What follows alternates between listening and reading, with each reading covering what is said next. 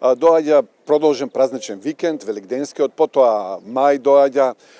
Секако има луѓе кои што наместо заминат во странство, одат во Македонија и ги посетуваат рекреативно планинарските домови, планините. На оваа тема за бонтонот во планините ќе разговарам со Слободан Бобо Димовски, кој што е и активист, но и планинар. Бобо, постои ли пишан бонтон за како да се однесуваме, како да се однесуваат луѓето во планините? Здраво, поздрав до гледачите на македонската телевизија. Значи, секој што излегол еднаш во природа знае дека пишан правилник не постои. Но ние имаме некој планинарски етички кодекс кој сите го поштуваме и се придржаваме до некои такви непропишани правила. Значи, треба да почитуваме пред се природата. Со секое наше излегување во природа ние одиме кај некој друг дома, например, нели, таму има многу животни, животна средина за други луѓе и ние на некој начин им одиме на гости и треба да ги почитуваме. Треба да се однесуваме коректно, да не ја загадуваме природата, да се однесуваме во добар и културен ред, да не нарушуваме нечи мир и на друг мир кој некои други планинари решиле да одат исто во природа. Значи мора заемно да се почитуваме.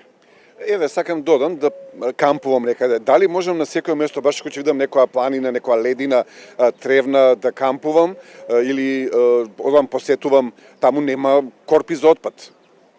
Секако дека може, но под услов таму да не останат траги од кампувањето. Значи за некој нареден која ќе дојде да не ни примети дека некој таму кампувал. Тоа значи нели уредно се после кампувањето да се собере. Доколку се пали огин, тоа да се загради со соодветни камења, да се направи огниште, да не дојде до пожар.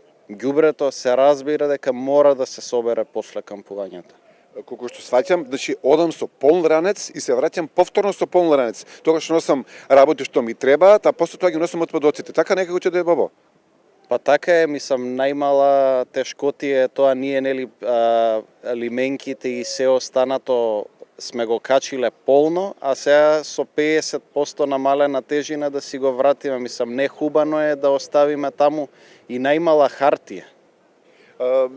Ти си планинар полого време по македонските планини. Каква е сликата? Имаш ли нешто видено, примери кои што се илустративни за нашето неоднесување?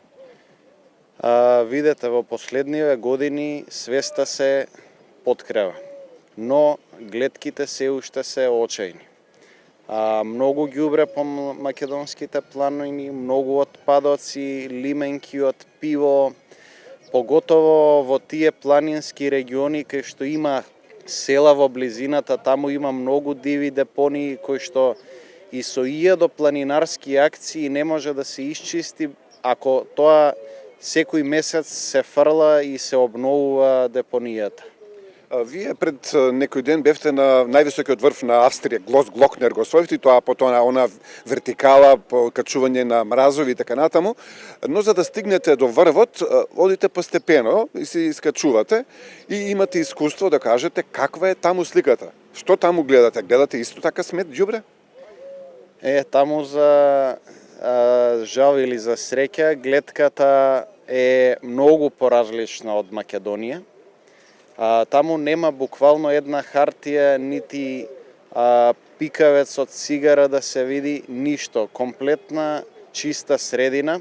Планинарските домови се исто така во перфектна состојба, но таму свеста е на многу високо ниво. Значи во планинарските домови не ни постојат корпи за отпадоци.